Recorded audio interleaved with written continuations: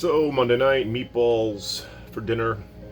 With meatballs, I always go Italian, typically with Italian and sauce. I sauce my meatballs, I go Sangiovese. And oftentimes, as we midweek, I'll go Chianti Classico. This is a Chianti Classico Riserva 2018 from Antinori.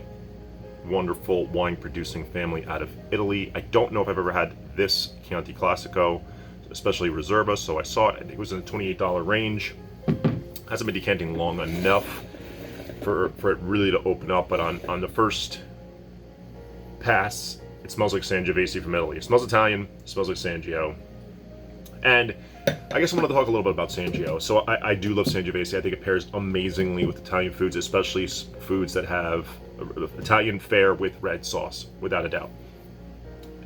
But I've been focusing a ton on Chianti, which is in Tuscany, and then Brunello, which is also in Tuscany, the sort of higher expression. And there's expressions of Chianti, Chianti Classico, Chianti Rufino, there's Chianti Classico Riserva, Chianti Rufino Riserva, then there's Chianti Gran Selezione, and then you got Brunello, and so, but it's the same, mostly in that same region.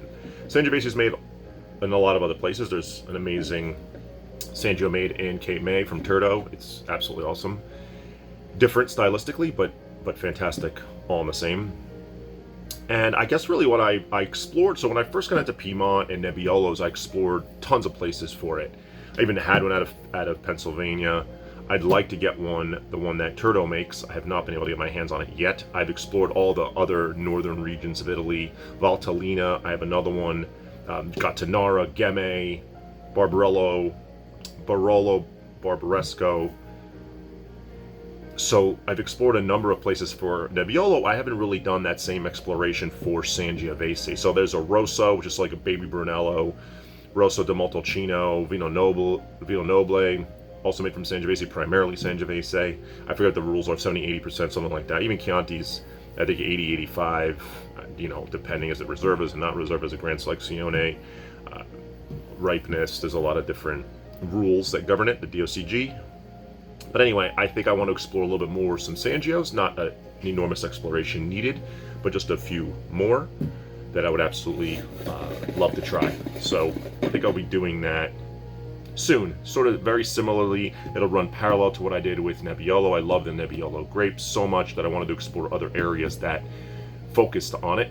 Valtellina was one specifically that I found. The Sforzat, made in that Amarone style, but with the Nebbiolo grape, and it's definitely in my top, definitely top 5 wines I discovered last year, and maybe just top 10 wines ever.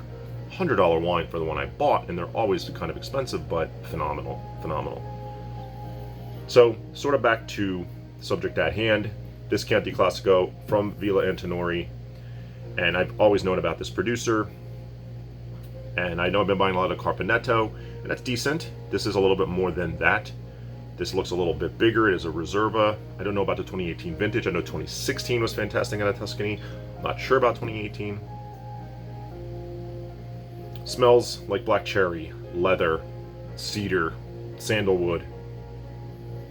A little bit of the fennels coming out a little. There's even the slightest hint of black truffle coming out, but very slight. I think as this opens up, it might show more of that.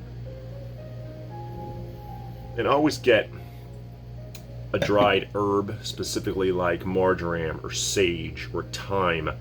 And out of this right now, I'm getting a little bit of a light thyme. Very light though. I think it's, like I said, it's young Chianti, and it needs to open up more.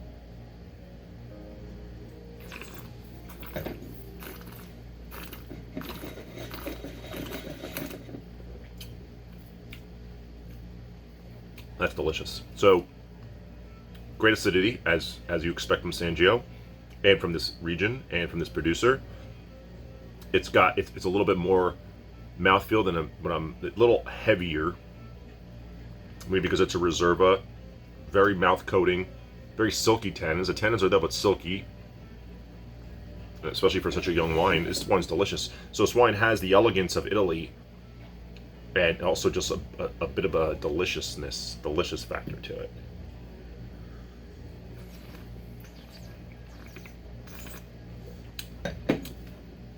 So there's the leather notes and the cedar, but then there's this ripe black cherry flavor that I'm getting, and that like coats the whole palate, which is awesome. This wine's awesome, fantastic, home run. This is gonna go amazing with food. This is just gonna be amazing. So I think Sangio is just quickly becoming one of my favorite grapes, no doubt. You know, added to the list with Nebbiolo. Nebbiolo is definitely higher up for me, but Sangio's definitely there. Absolutely, no doubt. Especially with pairing with foods. Ugh, I loved it. I love this wine.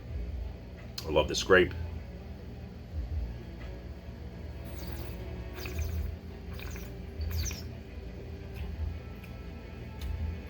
Can't wait to see how this opens up and evolves over the night, and then how it evolves tomorrow. I'll probably have meatballs again tomorrow. I'll have the rest of this wine. It'll be a wonderful evolution to see what happens to the wine paired with the same food I had tonight, just to see how it evolves. That's it. Dinner time. Have a good night.